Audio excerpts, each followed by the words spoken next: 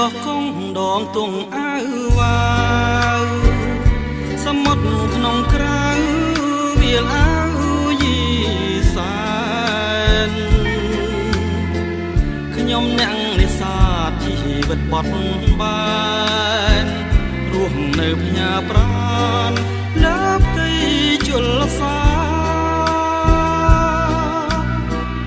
រសៀលកងភ្នំទូករៀបចេញហើយព្រួងបងគុំស្បាយព្រោះនឹកគុំបងស្រឡាញ់ណាស់បដូរស្លាប់នឹងគ្នាឥឡូវពុំងាររៀបការគូថ្មី